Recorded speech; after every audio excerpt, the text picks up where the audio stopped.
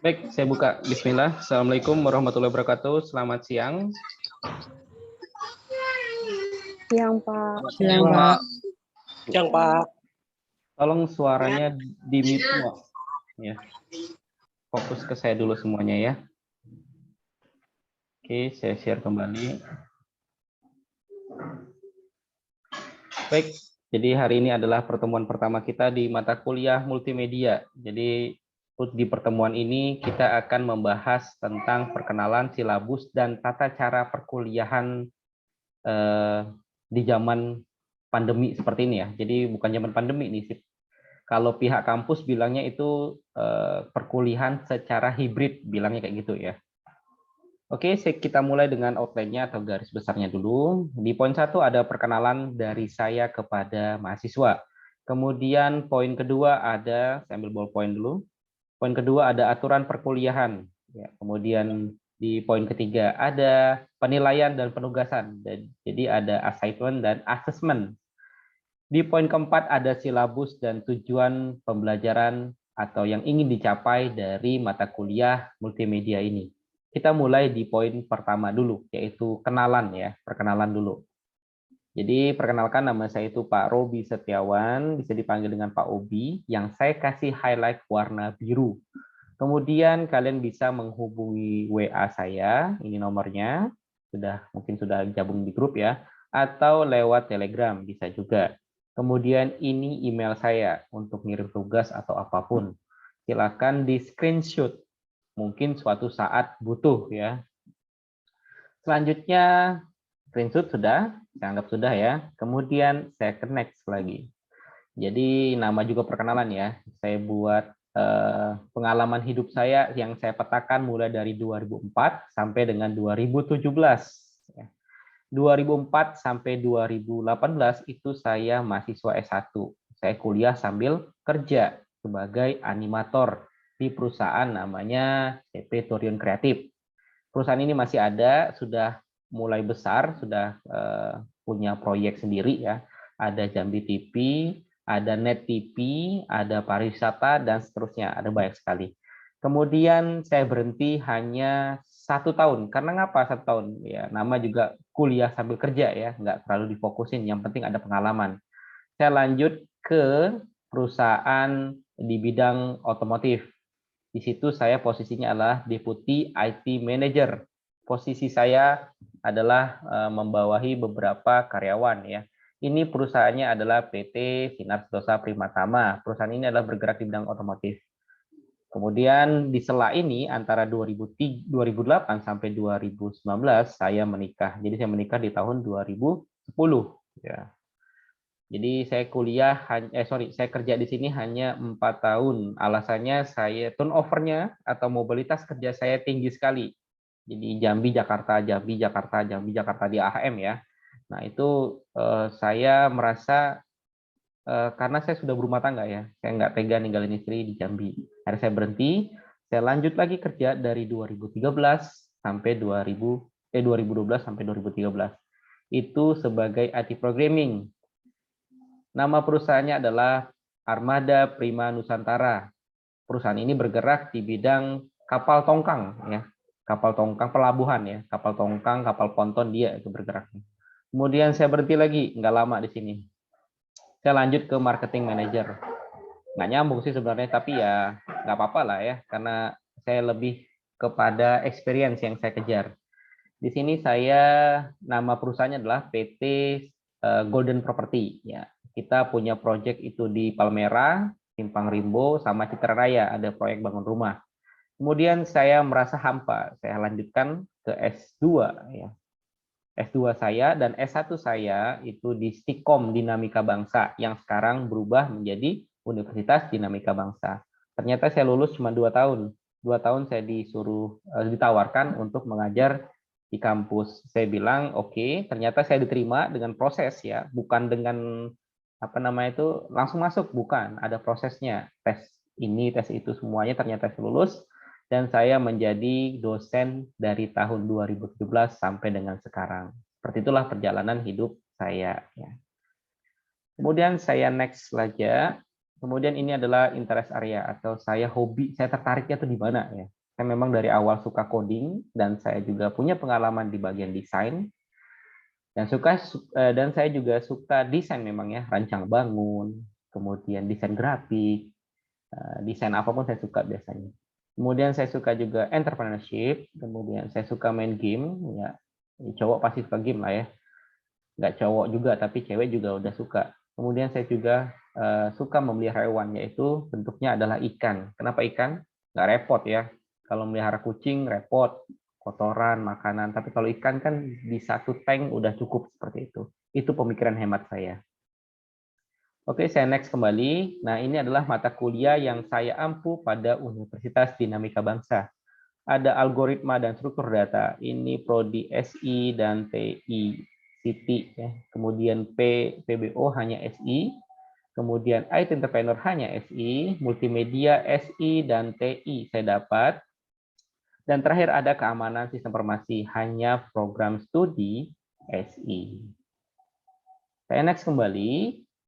Saya rasa itu cukup sudah mewakili tentang diri saya. Silakan ada yang ingin ditanyakan?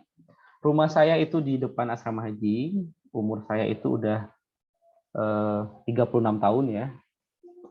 Kemudian saya udah punya 2 anak ya, 1 cowok dan 1 lagi cewek. Silakan yang ingin bertanya. Ada yang mau bertanya? Jadi kita membahas tentang step by step ya, poin-poin tertentu. Kita hanya membahas tentang saya dulu. Untuk perkuliahan, untuk absensi nanti saya jelaskan di slide yang khusus membahas tentang itu. Silakan yang ingin bertanya. Tidak ada. Kalau tidak ada, saya lanjutkan kembali. Karena saya menghemat waktu Zoom meeting saya. Zoom meeting saya itu nggak berbayar ya. Lanjut di outline nomor 2. Ada aturan perkuliahan. Apa aja aturannya? Nah, ada yang offline dan ada online. Ini yang saya bilang hybrid tadi ya. Pertama, yang offline ya. Baca nih, ada off dan ada on ya. Kalau yang offline itu menggunakan alma mater wajib.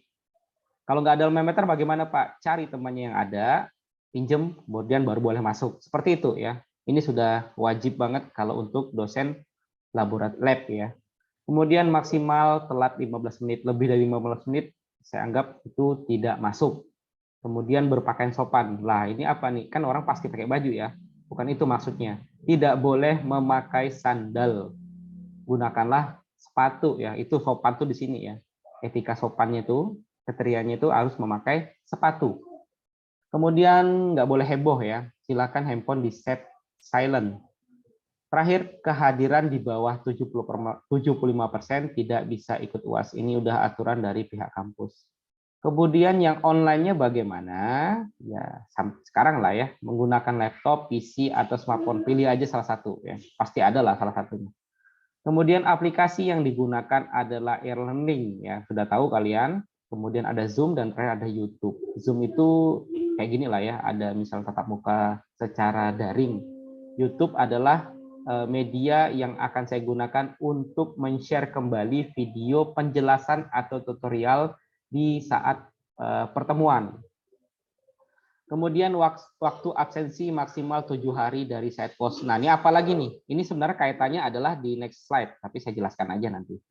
Kemudian sama terakhir kehadiran di bawah 70% tidak bisa ikut UAS.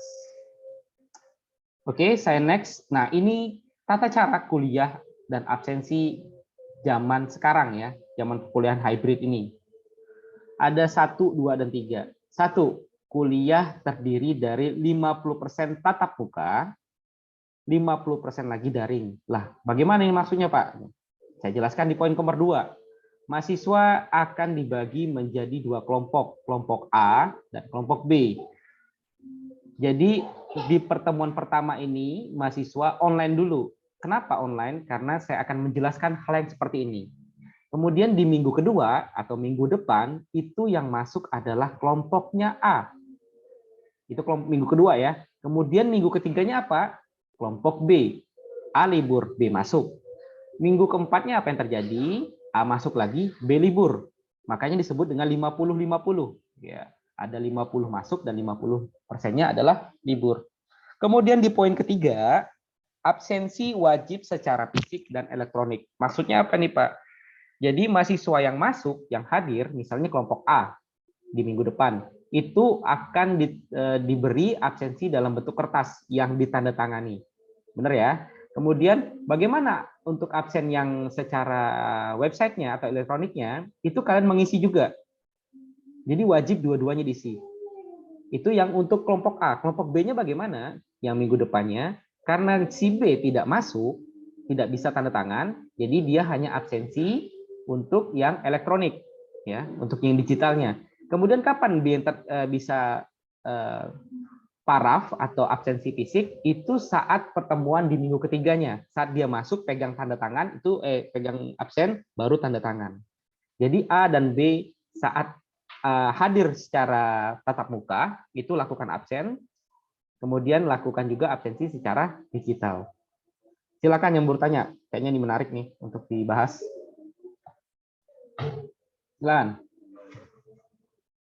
Silakan yang ingin bertanya.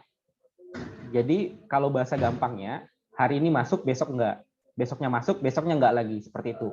Kelompok saya sudah bagi menjadi 2, A dan B. Kenapa seperti itu? Iya, memang tuntutan dari kampus seperti itu ya, bukan saya buat aturan sendiri. Nah, seperti itu. Silakan yang ingin bertanya. Jadi absensi 2 kali, Pak. Iya, absensi 2 kali ya. Saat masuk kalian absensi, besoknya nggak masuk, Pak. Ya sudah, absensi secara elektronik atau digital. Tapi besoknya masuk berarti absen 2 kali. Bener kan? Yang sekarang sama minggu sebelumnya. Bahasa gampangnya seperti itu. Silakan yang ingin bertanya. Jadi minggu depan sudah masuk kelompoknya. Oke, ada pertanyaan. Akbar Ramadan. Pak, kalau kuliah offline harus bawa laptop? Tidak ya, karena ini apa ya, mahasiswa TI ya. Nah, berarti di Kota Baru ya. Karena di kampus sudah menyediakan fasilitas komputer ya, komputernya bagus ya, komputer baru lah jatuhnya. Kalau yang di Kota Baru nih. Jadi tidak mesti membawa laptop. Pak, boleh nggak saya pakai laptop? Jadi saya manajemen filenya itu lebih enak gitu. Filenya pertemuan 1, pertemuan 2. Boleh kalau mempunyai laptop dan lebih nyaman menggunakan laptop sendiri. Silakan bawa laptop sendiri. Yang tidak boleh itu bawa orang tua ya. Silakan yang lain.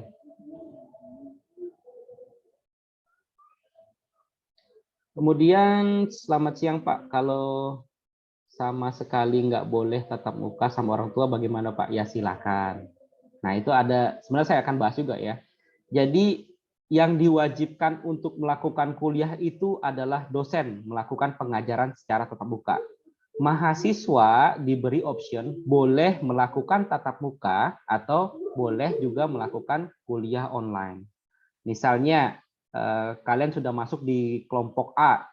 Nah, buatlah notif, buat pemberitahuan kepada saya yang disertai oleh surat pernyataan dari orang tua yang ditandatangani beserta materai, kemudian diserahkan kepada saya. Nah, nanti surat fisiknya akan saya teruskan kepada bagian BAK. Seperti itu. Silahkan ya. Jadi mahasiswa mempunyai 2 option, boleh tatap muka, boleh tidak. Yang wajib dilakukan adalah dosen. Oke, selamat siang Pak. Apakah ketika pembelajaran online dibutuhkan kartu vaksin? Halid ya. Jadi kartu vaksin itu dibutuhkan untuk pertemuan kedua ya. Minggu kedua kan itu kita tatap muka ya. Nah itu butuh. Setelah itu sudah berlalu kan nggak mungkin minggu ketiga ada lagi ya. Nanti saya foto mahasiswa-mahasiswa yang sudah melakukan vaksinasi. Saya pengen tahu mahasiswa di kelas ini yang belum melakukan vaksinasi, silakan raise hand atau angkat tangan menggunakan aplikasi Zoom. Silakan, saya pengen tahu berapa jumlahnya. Pada aplikasi Zoom itu ada raise hand. Oke, Bambang 1. Siapa lagi? Hanya 1 orang. Oke, ya berarti nggak ada masalah ya. Nah, nanti Bambang membuat surat keterangan juga ya. Surat keterangan dari orang tua bahwa apa ini? Oke, nanti aja. Jadi membuat surat keterangan dari orang tua bahwa Bambang sama ya, bahwa Bambang mau tatap muka atau enggak nih? Yang tatap muka tadi siapa ya? Valerio ya. Oke. Kalau Bambang misalnya kan belum vaksinasi nih, tapi buat surat keterangan bahwa belum vaksinasi, itu juga penting ya. Yang lain saya rasa sudah. Untuk format draftnya nanti saya kirimkan ya. Nanti kamu tinggal minta tanda tangan ke orang tua saja, sama diberi materai seperti itu. Ada pertanyaan lain? Bambang nanti saya kasih aja draftnya. Silakan dipelajari aja. Silakan yang lain. Karena durasi Zoom saya hanya 40 menit. Jadi minggu depan kita sudah tatap muka di gedung Kota Baru atau gedung B, bahasanya seperti itu. Harus menggunakan alma mater, ya, itu wajib. Dan mematuhi protokol kesehatan, pakai masker. Adi Bambang izin bertanya, Pak, kan saya baru ingin vaksin. Terus kalau baru ada kartu yang tahap 1 bagaimana? Oke, nggak ada masalah ya. Nggak ada masalah itu ya. Kalau tahap 1 kan pasti ada tahap 2. Silakan aja tahap 1, tidak ada masalah saya rasa. Malah bagus itu ya. Silakan yang lain. Tidak ada, saya lanjutkan dulu.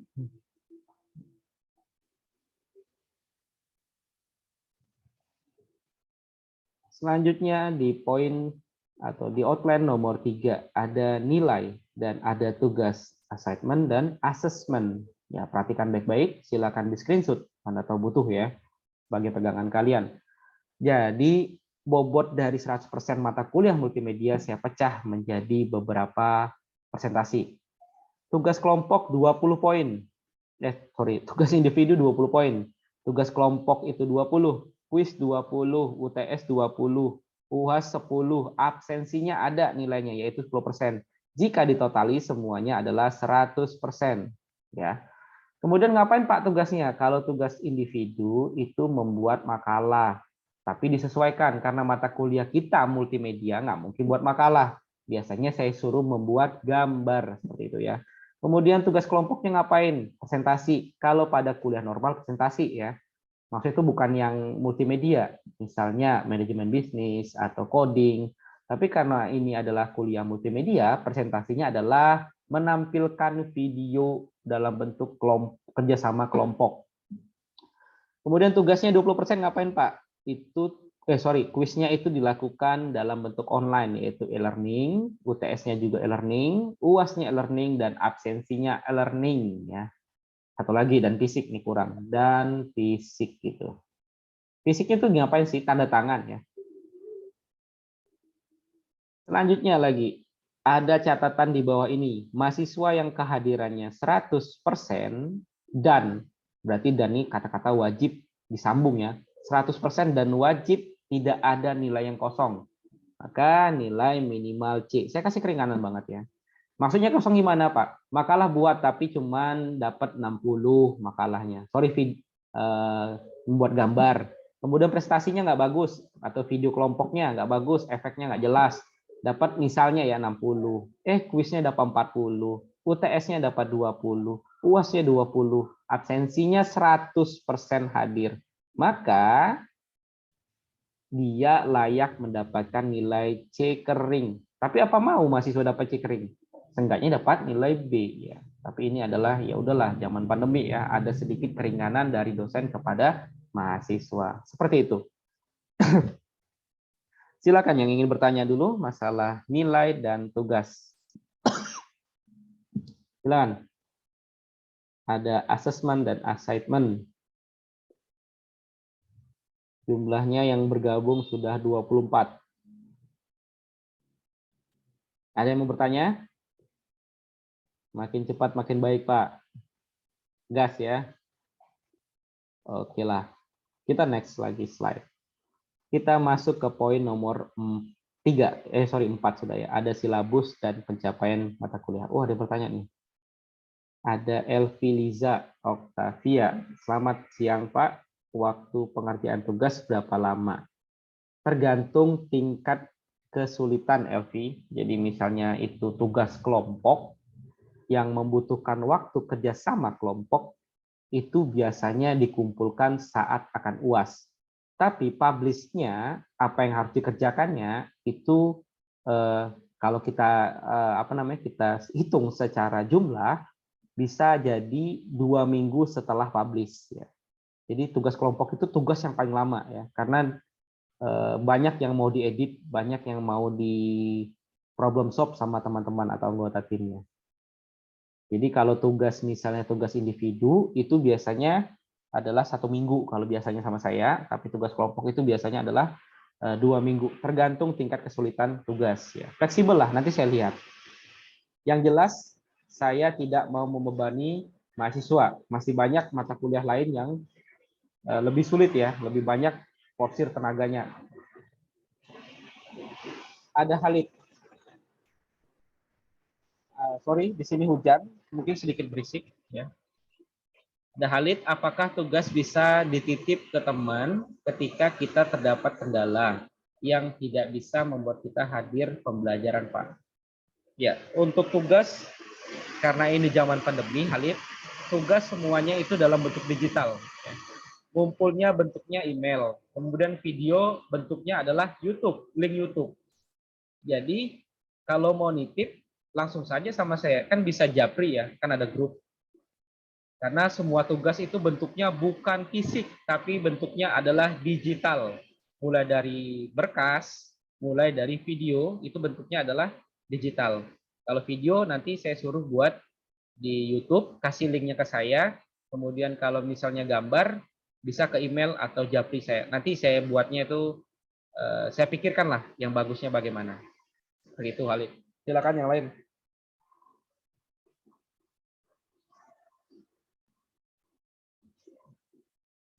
Ada yang lain?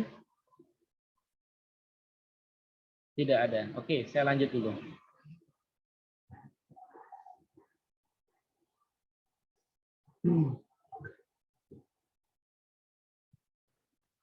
Bentar ya.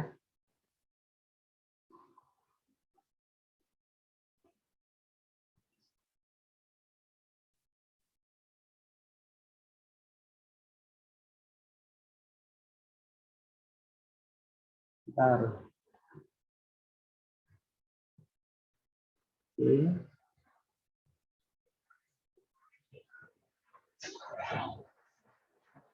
Kita lanjut kepada poin nomor 4 tadi ya. Ada namanya silabus dan pencapaian mata kuliah. Jadi sebelum masuk apa yang ingin dicapai, ada namanya deskripsi mata kuliah. Pada mata kuliah ini mahasiswa mempelajari prinsip multimedia ya.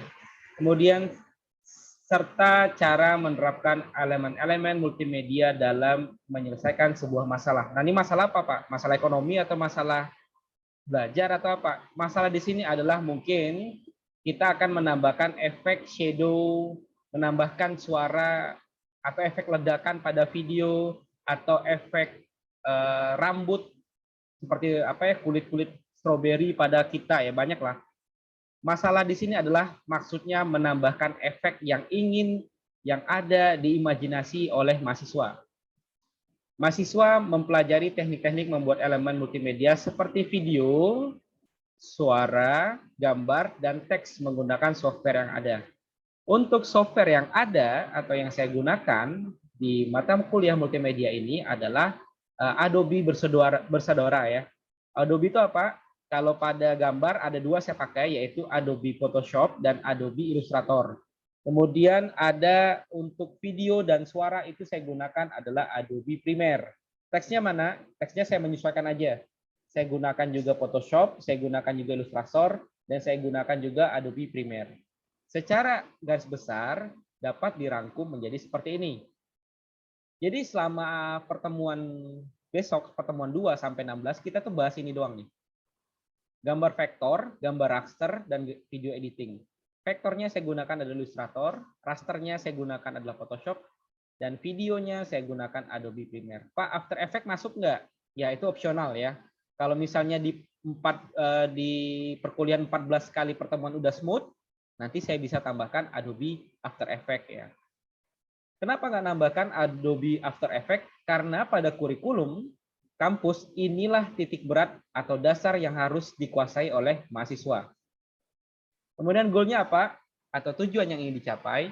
Mahasiswa dapat menjelaskan prinsip-prinsip multimedia Kemudian mampu membuat elemen-elemen multimedia untuk mengkombinasikan video, suara, gambar, dan teks. Artinya apa? Kombinasi itu kan menggabungkan ya. Digabung-gabung menjadi suatu file atau video atau gambar yang di dalamnya terdapat manipulasi warna. Seperti itu. Jelas? Ada pertanyaan? Saya akan nanya ya. Selamat siang Pak, apakah ada keringanan ketika dalam mengerjakan tugas? Keringanan Pengki ya. Keringanannya, saya rasa keringanan itu tetap ada ya. Tergantung dulu nih. Biasanya mahasiswa itu nggak bisanya di mana ya. Misalnya nggak bisanya pada apa ya, sumber dayanya, maksudnya itu laptop itu terbatas. Mungkin saya akan sedikit kasih keringanan ya, atau saya kasih solusi. Misalnya, coba kamu kerjakan di kampus, atau misalnya saya kasih sedikit beban kerjanya itu saya kurangi ya. Misalnya saya suruh membuat apa namanya itu efek yang misalnya ledakan tapi nggak mampu, ya bisanya apa, nanti saya kurangi beban kerjanya seperti itu. Tapi kalau dibilang wajib mengerjakan tugas, ya wajib seperti itu. Karena disitulah untuk menambah bobot atau melihat berhasil enggaknya mahasiswa dalam pencapaian mata kuliah multimedia ini. Seperti itu, Pengki. Yang lain ada pertanyaan? Ya, tinggal 7 menit lagi. Silakan yang ingin bertanya. Saya rasa cukup untuk beberapa pertanyaan. Pak, adakah aplikasi selain Adobe? Soalnya berbayar. Akbar ya. Jadi begini Akbar, ketika kamu ingin menginstal aplikasi Adobe dan itu bayar, benar ya? Saya juga seperti itu kendalanya. Kamu bisa memanfaatkan fasilitas kampus. Di kampus itu semuanya ada ya. Mulai dari Adobe Illustrator, Photoshop, semuanya gunakan aja di kampus. Ya, nggak apa-apa. Dan setahu saya Adobe Premiere atau After Effects itu gede banget makan RAM space-nya. Takutnya laptopnya nggak apa namanya itu kinerjanya sedikit memaksa. Bagus menggunakan laboratorium dari kampus saja. Untuk poin pertanyaannya, ada nggak gitu ya selain Adobe? Tidak ada jawabannya. Kenapa menggunakan Adobe? Ya, menurut kebutuhan industri zaman sekarang, memang seperti itulah ya Adobe yang dipakai untuk melakukan manipulasi gambar, video, dan suara. Silakan yang lain.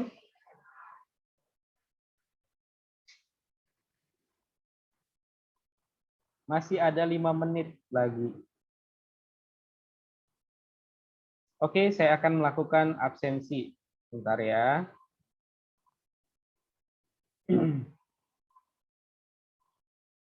(03 PT 3). Oke, silakan dilakukan absensi. Pertemuan 1 ya. Untuk kodenya adalah ini. Silakan di screenshot. Kemudian dilakukan absensi. Pak, absensinya boleh nggak nanti malam? Boleh nggak besok? Jawabannya boleh ya. Absensi ini berlaku 1 minggu. Lewat dari 1 minggu, semuanya atau passwordnya akan ke generate otomatis berubah. Jadi pasti berubah ya. Kalian melakukan absensi pasti passwordnya ini selama 1 minggu. Setelah Zoom selesai boleh lakukan absensi. Nanti juga boleh. Saya mengingatkan ini hanya 1 minggu. Silakan. Silakan screenshot atau lakukan absensi bebas ya. Oke, saya tutup. Ada pertanyaan?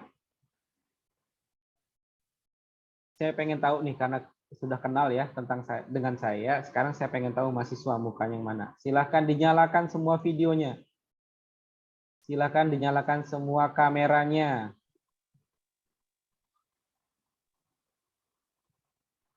Ya. Ayo. Bagus. Yang tidak menyalakan video atau kameranya, saya doakan jomblo seumur hidup. Silakan.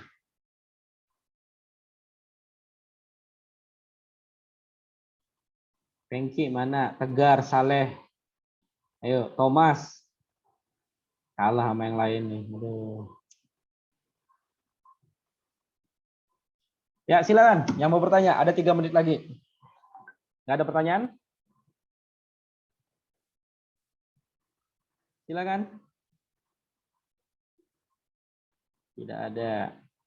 Ya, kalau tidak ada, saya rasa seiring dengan berjalannya kuliah, ada pertanyaan bisa langsung ditanyakan kan?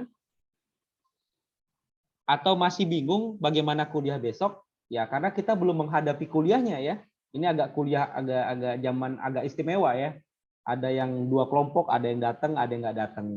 Intinya itu aja ya. Jadi saya bagi 2 kelompok, saya garis besarin poinnya ya. 2 kelompok, kelompok A dan kelompok B. Besok yang datang adalah kelompok A.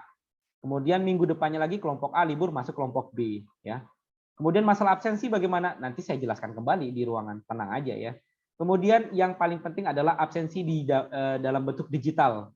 Itu passwordnya pasti berubah ya. Selama 1 minggu. Setelah dari 1 minggu pasti berubah, sorry. Nah, kalau mau absen ya pakai password yang tadi seperti itu ya. Saya akan lihat dulu apakah absensinya berhasil ya. Saya akan kembali.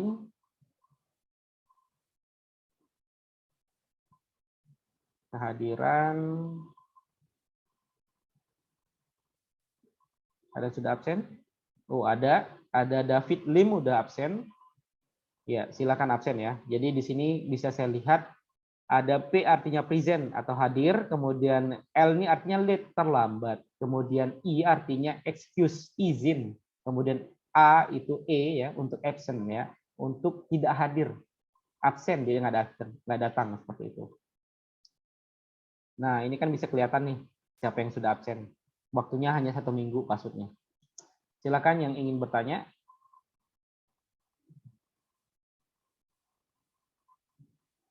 Kuisnya dan meet-nya kita lakukan di e-learning.